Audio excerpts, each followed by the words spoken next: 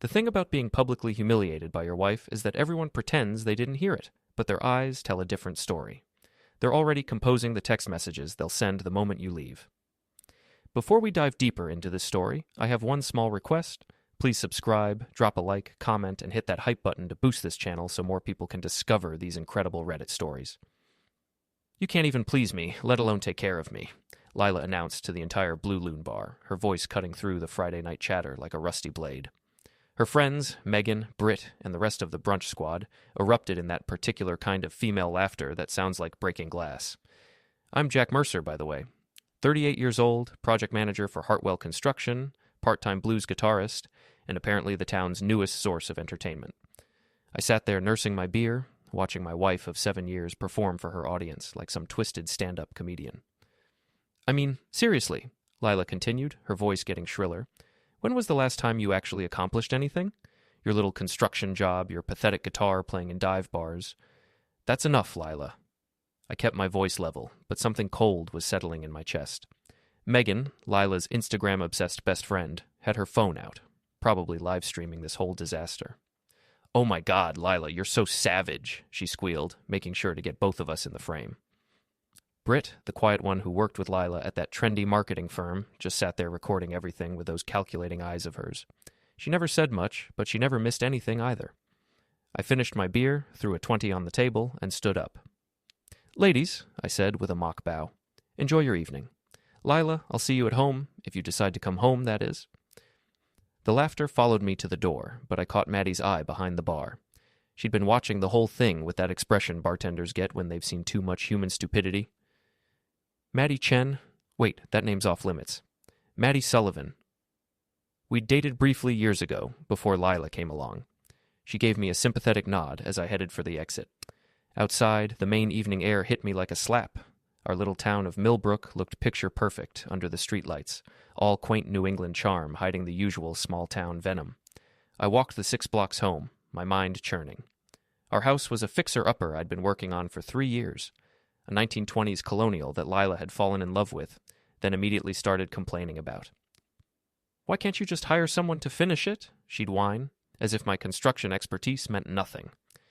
I went straight to my basement workshop, poured myself 3 fingers of bourbon, and tried to make sense of what just happened. Lila had been distant lately, critical, always on her phone. Her work schedule had become erratic. Client dinners and team-building retreats that seemed to happen every weekend. Around midnight, I heard her key in the door. She stumbled in, clearly drunk, and started up the stairs without a word. Then she stopped. "Jack, you down there?" "Yeah. We need to talk tomorrow." The way she said it made my blood freeze. Not angry talk or fight talk, divorce talk. I sat in that basement until dawn, nursing bourbon and bad thoughts. That's when I heard the knock. I expected Lila, maybe coming down to continue whatever conversation she'd started. Instead, I found Maddie at my front door, holding a coffee tray and looking concerned. "Thought you might need this," she said, offering me a cup. "That was pretty brutal last night." "You didn't have to. Jack, I've been tending bar for 8 years. I know the difference between a couple having a fight and someone getting destroyed for sport." She stepped inside without being invited, which was very Maddie. "Besides, Lila left with that guy Simon about 10 minutes after you did." Simon Drake. I knew the name. He worked at Lila's firm, some kind of marketing hotshot who doubled as a personal trainer, drove a tricked-out Jeep, posted gym selfies on Instagram, the whole package. "Left with him how?" I asked, though I already knew. His arm around her waist, her giggling like a teenager. Megan got it all on video, of course. We sat in my kitchen, drinking coffee and talking until the sun came up. Maddie crashed on my couch. Platonically, just 2 old friends commiserating over the wreckage of my marriage. That's when Lila walked in. She stood in the doorway, still wearing last night's clothes, her makeup smeared, taking in the scene, me in yesterday's shirt, Maddie emerging from the living room with bedhead. "Are you fucking kidding me?" she screamed. "Lila, it's not. I catch you cheating in my own house." "After everything I said last night about what a loser you are," Maddie stepped forward. "Nobody cheated, Lila. I slept on the couch because your husband was upset about being humiliated in public." "Don't you dare lecture me, you bar trash." "That's enough." My voice came out harder than I intended. "Maddie, thanks for the coffee. Lila, we need to talk. Alone." After Maddie left, Lila launched into a tirade about boundaries and respect, and how dare I bring another woman into her house. I let her rant while I studied her face. The guilt was written all over it, hidden under layers of righteous indignation. That's when I noticed her purse on the counter, slightly open, and sticking out of it, a phone I'd never seen before, a burner phone. While she screamed at me about my betrayal, I casually moved closer to her purse. The phone's screen was lit up with notifications, messages from S with timestamps going back weeks. Miss you already, baby. Can't wait for our next yoga retreat. Jack doesn't deserve you. The cold feeling in my chest turned to ice. I looked up at my wife, really looked at her, and saw a stranger. Someone who could humiliate me in public while carrying on an affair behind my back. Someone who could accuse me of cheating while her burner phone buzzed with messages from her lover. So that's how we're playing it, I said quietly. She stopped mid-rant. What? Nothing, Lila. Nothing at all. I smiled, and something in my expression made her step back. You know what? You're absolutely right. We should talk about boundaries and respect. We should definitely talk about that. But not today. Today I had planning to do. The thing about being underestimated your whole life is that people forget you're capable of learning new skills, like how to clone a cell phone, for instance. 3 days after the great humiliation, I was in my basement workshop with Pete Kowalski, my foreman, and the closest thing I had to a best friend. Pete was built like a refrigerator with anger management issues, but he had a surprisingly delicate touch with electronics. So you want to mirror her phone? Pete asked, examining the device I'd borrowed from Lila's purse while she showered. Jack, this is some serious spy movie stuff. Nothing illegal about monitoring devices in my own house, I said, which wasn't entirely true, but sounded good. Besides, you taught me this trick when we were tracking that contractor who was stealing materials. Pete grinned. Fair point. Okay, this'll take about 20 minutes. While he worked, I filled him in on everything. The bar incident, Simon, the burner phone. Pete's expression grew darker with each detail. That's cold, man. Even for Lila. He'd never liked my wife, thought she was too fancy for our crowd. Turned out he was right. So what's the plan? Information gathering phase, I said. Know your enemy before you engage. Sun Tzu?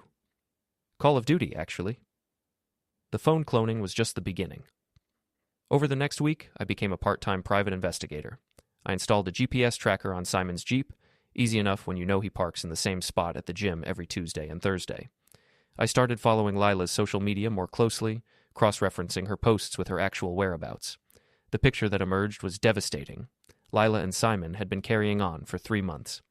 Their affair had its own ecosystem, shared playlists on Spotify, inside jokes in the group chat with her friends, even a joint Instagram account under fake names where they posted couple photos with their faces cropped out.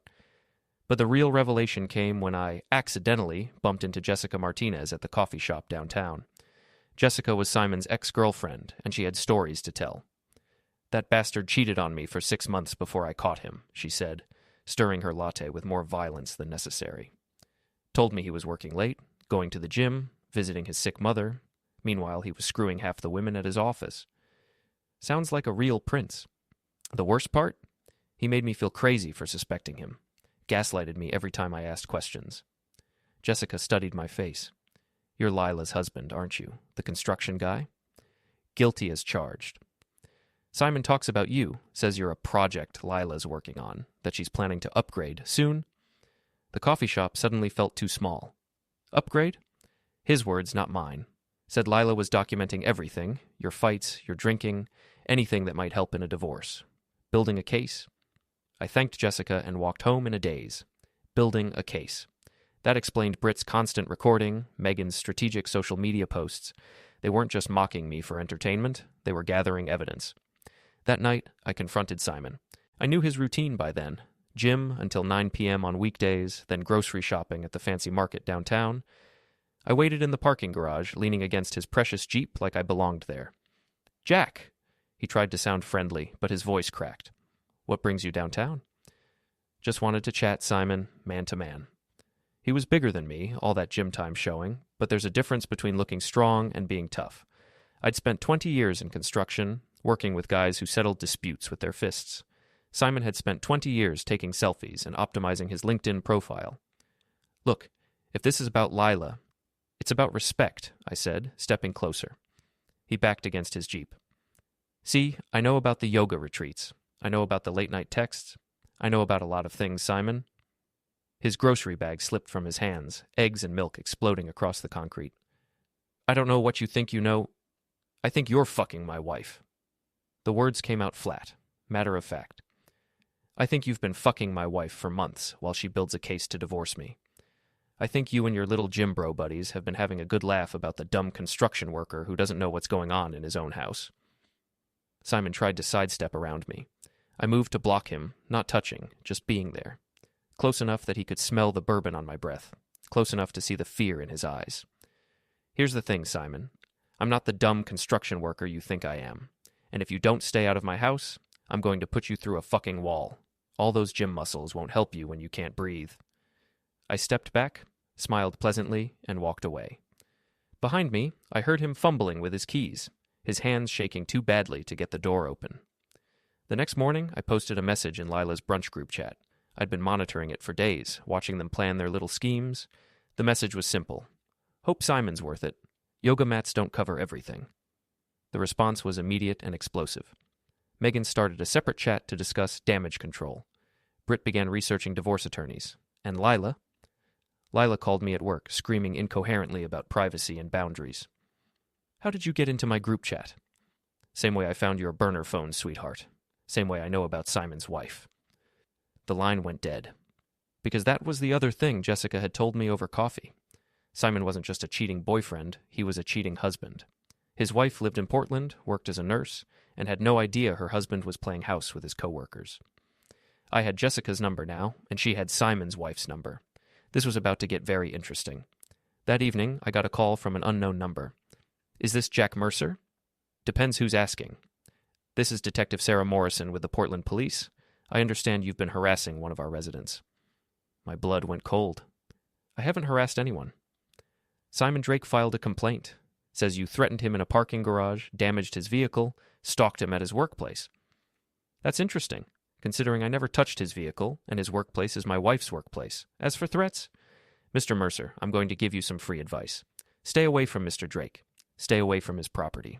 If I get another call about you, we're going to have a different kind of conversation. After she hung up, I sat in my kitchen, shaking with rage.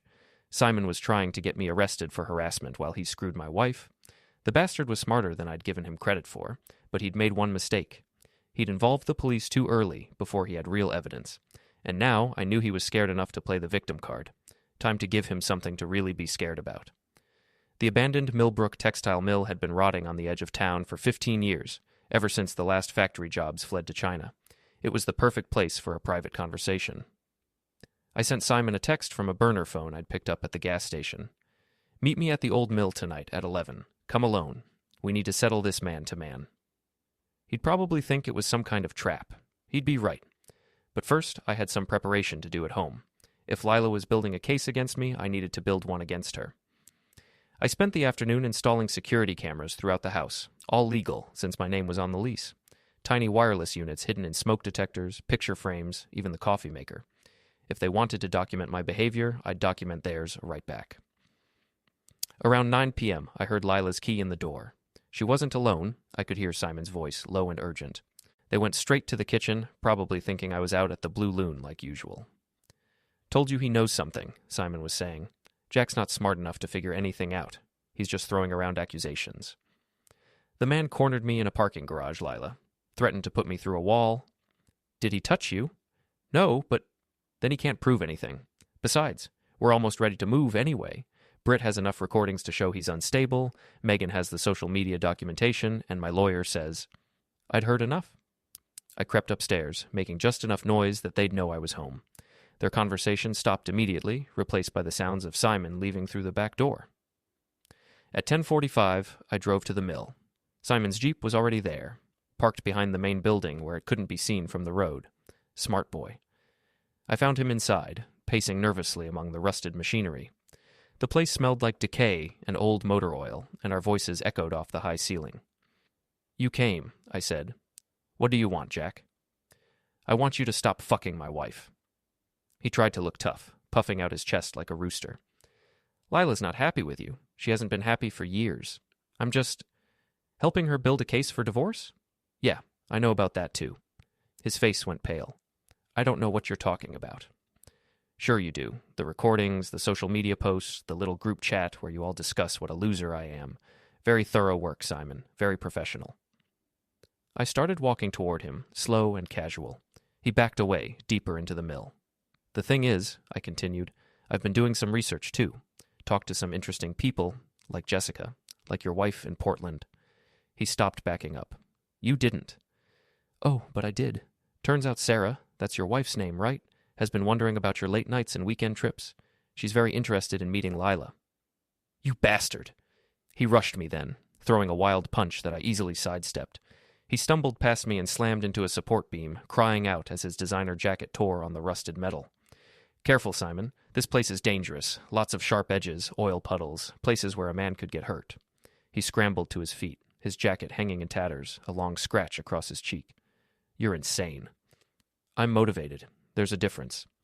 I smiled at him, the same pleasant smile I'd given him in the parking garage. Here's what's going to happen. You're going to stop seeing my wife, you're going to delete all those recordings and photos, and you're going to convince Lila to call off this little divorce scheme.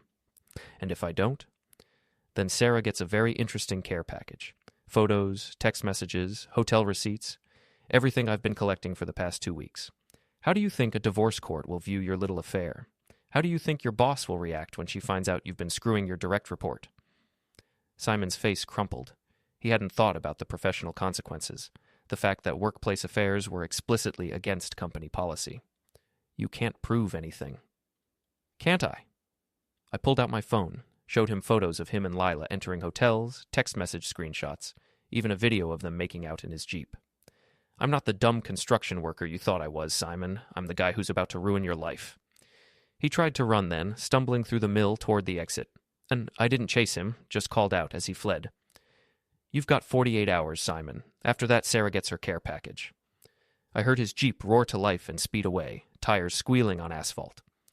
The next morning, I got another call from Detective Morrison. Mr. Mercer, we need to talk. About what? Simon Drake was assaulted last night. He says you lured him to an abandoned building and attacked him. That's interesting. Did he mention why he was meeting me at an abandoned building? Did he mention that he's been having an affair with my wife? Silence on the other end. Detective, I never laid a hand on Simon Drake. If he's injured, maybe he should be more careful where he walks. Those old buildings can be dangerous. Mr. Mercer, Detective Morrison, I'm going to give you some free advice. Before you take Simon's word as gospel, you might want to ask him about his wife in Portland. You might want to ask him about the affair he's been conducting with a subordinate at his workplace. You might want to ask him why he was so eager to meet me alone at an abandoned mill. I hung up before she could respond. That afternoon, someone left a package at my office. No return address, just a manila envelope with my name on it. Inside were USB drives, printed emails, and a note. Thought you might find these interesting. A friend. The USB drives contained security footage from the hotel where Simon and Lila had been meeting. The emails were from Simon's work account, explicit messages he'd been sending to multiple women in the office. And the note was signed with a simple J, Jessica. Simon's ex-girlfriend had been busy. I spent the evening copying everything, organizing it into neat little folders labeled Evidence. Photos of Simon and Lila, screenshots of their text messages, hotel receipts, even a recording of their phone conversation from 2 nights ago, when Simon called Lila in a panic after our meeting at the mill. He knows everything, Lila, about us, about the divorce plan, about Sarah. He's going to ruin us. Calm down, Jack's all talk. He doesn't have the balls to actually do anything. You didn't see him tonight. He's different, dangerous. Don't be ridiculous. Jack Mercer couldn't be dangerous if his life depended on it. Wrong again, sweetheart. Monday morning arrived with a bang. Literally. I was having coffee in my kitchen when I heard shouting from next door. Mrs. Hennessy, my elderly neighbor, was standing on her porch in her bathrobe, pointing at something in her driveway. That's the 3rd time this week, she was yelling to no one in particular. That damn Jeep, coming and going at all hours. I walked over to see what had her so agitated. There, spray-painted across her driveway in bright red letters, were the words, Home Wrecker Parking. Mrs. Hennessy, what happened? That boy with the fancy car, the one who's been sneaking around your house. Someone painted this message for him. Can't say I disagree with the sentiment. I looked closer at the paint job. Professional work, clean lines, the kind of thing you'd see on a construction site, the kind of thing Pete would do if he was making a point. Any idea who might have done this? Mrs. Hennessy winked at me. Could have been anyone. That boy's made a lot of enemies in this neighborhood. That evening, Lila came home in tears. They fired him, she sobbed. They fired Simon. Who fired Simon? The company. Someone sent them photos, recordings, evidence of our relationship. They said it violated the workplace conduct policy. I made appropriately sympathetic noises while inside. I was celebrating. Jessica had come through again. It gets worse, Lila continued. His wife knows. She's filing for divorce, and she's going after everything. His house, his car, even his gym membership. That's terrible, honey. I'm so sorry. She looked at me suspiciously. You don't seem very upset. Should I be? The man was sleeping with my wife. You knew? Lila, I've known for months. The question is, what are we going to do about it? She stared at me like she was seeing me for the first time. What do you mean? I mean, do you want to work on our marriage, or do you want to continue this charade? Because I'm done pretending I don't know what's going on. That night, Lila moved into the guest bedroom. The next morning, she was gone, along with half her clothes and all her jewelry. She left a note on the kitchen table. Jack, I need time to think. I'm staying with Megan for a while. Don't try to contact me. I crumpled up the note and threw it in the trash. Then I called Pete. Time for Phase 2, I told him. What's Phase 2? The town festival is this weekend. I think it's time Millbrook learned the truth about Lila and Simon. I like the way you think, boss. The Millbrook Fall Festival was the social event of the year, the kind of small-town gathering where everyone showed up to see and be seen. Main Street was closed to traffic, lined with craft booths and food trucks, while a stage at the town square hosted local bands and politicians making speeches. It was perfect for what I had planned. I spent Saturday morning setting up my booth. Officially, I was representing Hartwell Construction, handing out business cards and chatting with potential customers. Unofficially, I was positioning myself for maximum impact when the fireworks started. Lila arrived around noon with her entourage. Megan live-streaming everything, Britt recording candid moments for social media, and the rest of the brunch squad providing moral support. They set up camp near the stage, making sure everyone could see how fabulous they looked despite recent setbacks. Simon showed up an hour later, looking haggard and desperate. His designer clothes couldn't hide the fact that he'd lost weight, probably from stress. His Jeep, what was left of it after someone had decorated it with spray paint, was parked at the edge of the festival, a rolling advertisement for the consequences of adultery. I waited until the crowd was at its thickest, right before the mayor's speech, then made my move. Lila, I called out, waving like we were old friends. There you are. She turned, her face cycling through surprise, annoyance, and finally resignation. The crowd around her, mostly neighbors and acquaintances, perked up with interest. Everyone loved a good drama. Jack, she said carefully, what do you want? Just wanted to congratulate you on finally finding someone who could take care of you, I said loudly enough for everyone to hear. Too bad he can't keep his job. The crowd went silent. Megan, ever the opportunist, started live streaming immediately. This was exactly the kind of content her followers craved. Jack, don't, Lila warned. Don't what? Tell the truth? I reached into my jacket and pulled out a manila folder. See, I've been doing some research lately. Amazing what you can learn when you put your mind to it. I opened the folder and started pulling out photographs. Simon and Lila entering hotels, kissing in his Jeep, holding hands at restaurants across town. I held them up for the crowd to see, like a prosecutor presenting evidence. Turns out my wife's been having an affair with her coworker for the past 3 months, I announced. And not just any coworker, her direct report.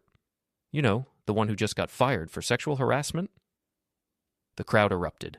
Phones came out, cameras started rolling, and the gossip mill went into overdrive. This would be the talk of the town for months. That's not true, Lila protested, but her voice was drowned out by the murmuring crowd. Which part isn't true? I asked. The affair, the workplace violation, or the fact that Simon's married to someone else? That last revelation sent shockwaves through the festival. Even Megan stopped live streaming for a moment, her mouth hanging open in surprise. Simon tried to push through the crowd toward me, his face red with rage. You bastard. You ruined my life. I didn't ruin anything, Simon. I just documented it. I pulled out my phone and held it up. Speaking of documentation, would you like to hear the recording of you and Lila planning to frame me for abuse, or should we skip straight to the part where you discuss dividing up my assets? The crowd was eating this up. Small-town drama at its finest, better than any reality TV show. You're lying, Lila said, but her voice lacked conviction. Am I? I hit play on my phone, and Lila's voice filled the air.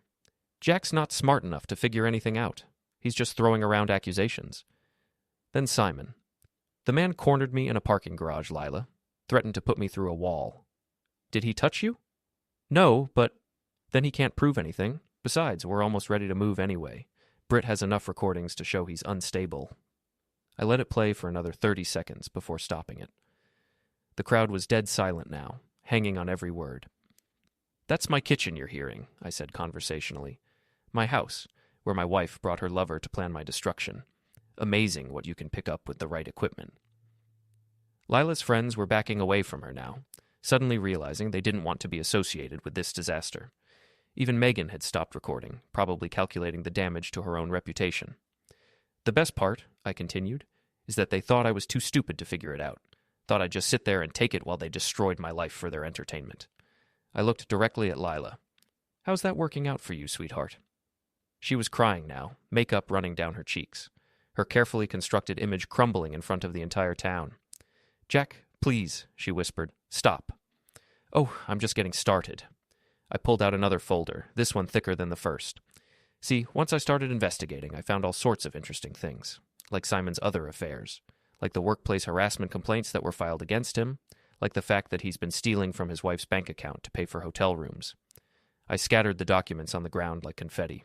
Hotel receipts, bank statements, text messages between Simon and multiple women, everything Jessica had helped me gather. "And Lila," I said, turning back to my wife, "let's talk about your little recording project. All those candid moments you and your friends captured, all that evidence you were building for your divorce case." I held up a USB drive. "Funny thing about evidence, it works both ways. Every time you recorded me, you recorded yourself too. Every nasty comment, every cruel joke, every moment of you conspiring against your husband, it's all here." The crowd was completely silent now, watching this public execution with fascination and horror. "So here's what's going to happen," I said, my voice carrying across the festival. "Lila's going to pack her things and find somewhere else to live. Simon's going to disappear from this town and never come back. And all of you," I gestured to her friends, "are going to find new entertainment because the Jack Mercer humiliation show is officially canceled." I started walking away, then stopped and turned back. "Oh, and one more thing. If anyone wants to know what really happened here, just ask Mrs. Hennessy. She's got security cameras that cover half the neighborhood. Amazing what you can see when you're paying attention." The crowd parted as I walked through them, heading for my truck. Behind me, I could hear Lila sobbing and Simon trying to explain himself to anyone who would listen. But I wasn't done yet. That evening, I threw a party. I called it a New Beginnings party and invited everyone, neighbors, Lila's co-workers, even Detective Morrison. Pete handled the barbecue, a band played on the lawn, and in the center sat a pile of Lila's belongings. Designer clothes, self-help books, her vision board of the life she thought she deserved. "Take whatever you want," I told the guests. "Consider it a divorce sale."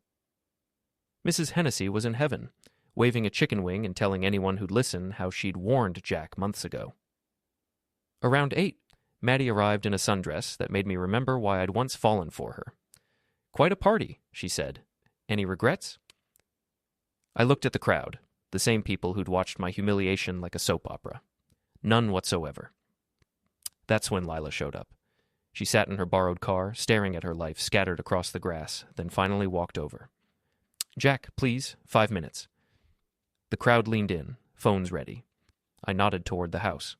Inside, she looked smaller than I remembered. "I'm sorry," she whispered. "For what part? The affair, the lies, the setup? All of it. I don't know how I became this person." "I do," I said. "You decided you were too good for your life, for me, and thought you could trade up." She started to deny it, then stopped. "So what happens now?" "Now you leave. You don't take what isn't yours. You want it out. Congratulations." She turned to go, then paused. "You're not the man I thought you were." "No," I said. "I'm better." When I stepped back outside, the party had become a carnival. People were dancing, gossiping, celebrating the wreckage. Maddie joined me by the buffet. "Feel better?" "Getting there." "What about tomorrow?" "Tomorrow I start over," I said. "Alone?" "That depends. You any good with fixer-uppers?" Her smile answered for her. As music blared and laughter filled the air, I raised my beer. "To new beginnings." The crowd cheered. Lila had wanted to upgrade her life by wrecking mine. Simon thought he could steal another man's wife without consequence. They'd all underestimated the dumb construction worker. Big mistake, because when you've lost everything, you stop playing by their rules, and that's when you finally start winning. The end, don't forget to hit like, subscribe, and turn on the bell so you don't miss the next story. Write in the comments from which city you are watching,